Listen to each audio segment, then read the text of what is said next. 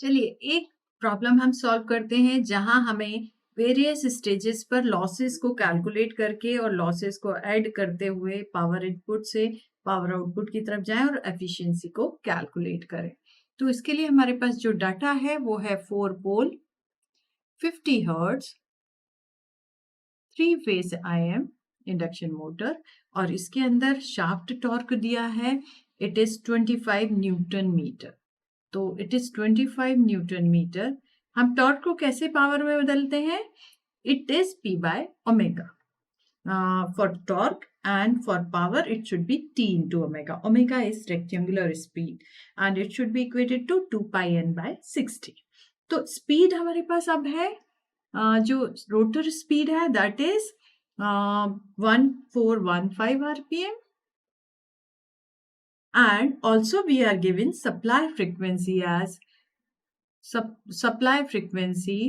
as 49 hertz. ये थोड़ी सी हमारे लिए ऑड है क्योंकि normally we get frequency of 50 hertz.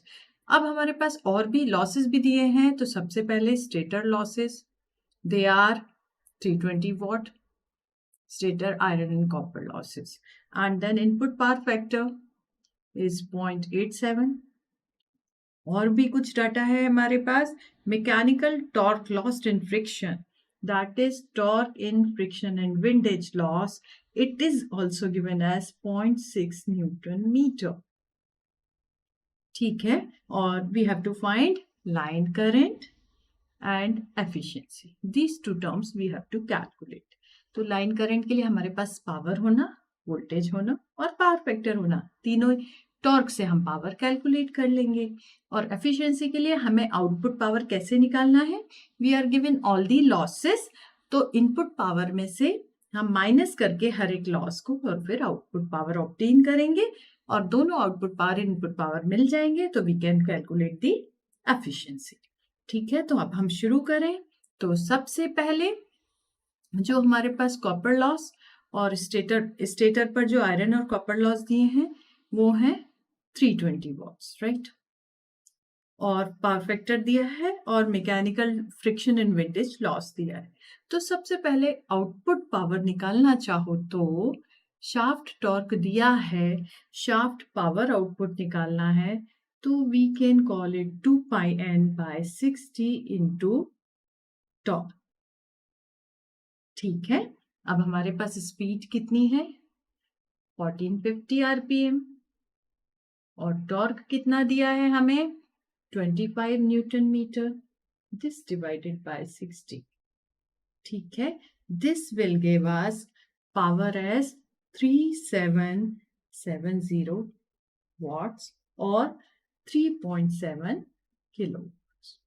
Okay, this is one thing completed. अब टोटल टॉर्क जो है वो mechanical torque plus torque loss in windage and friction losses होगा। तो जो टोटल टॉर्क अवेलेबल है आउटपुट पर शाफ्ट के पहले, this should be equal to the torque at shaft plus torque for friction and windage losses. So it should be added and it will give 25 plus 0.6, that is 25.6 Newton metre. इससे अब हमें क्या फायदा होगा?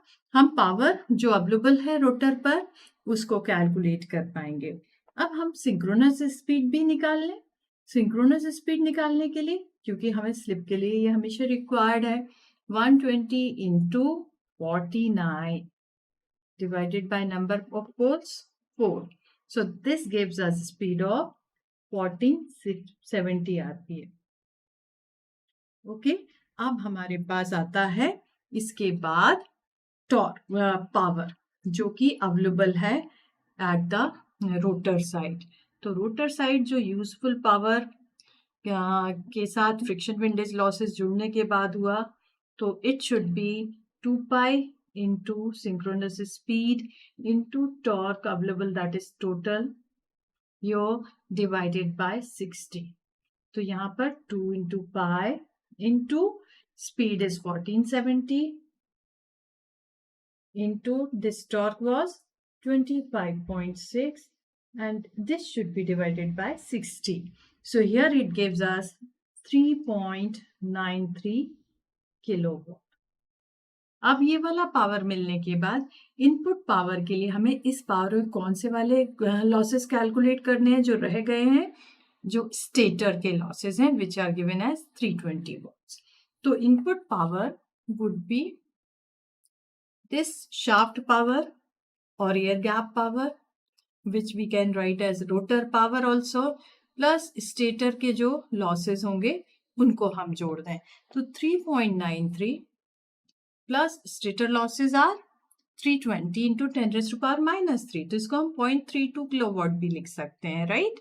तो this will give us 4.25 kilowatt as the power input. तो power output हमारे पास है, पावर इनपुट हमारे पास है, we can calculate efficiency, right. तो सबसे पहले एफिशिएंसी निकाल लो, P output by P input into 100.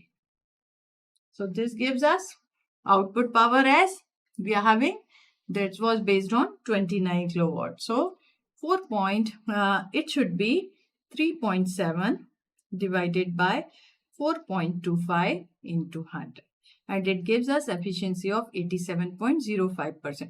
मगर अभी हमने लाइन करंट तो कैलकुलेट ही नहीं किया, तो लाइन करंट के लिए हमारे पास इनपुट पावर तो आ गया है, so it should be P input divided by √3 VL cos pi। तो P input कितना था 4.25, कन्वर्ट करो वॉट्स में, डिवाइड बाय √3, लाइन वोल्टेज हमें दिया है, line voltage it is 415 volts and cos phi was 0.87। तो अब हमारे पास करंट वैल्यू भी आ जाएगी लाइन पर, विच इज 6.796 एम्पियर।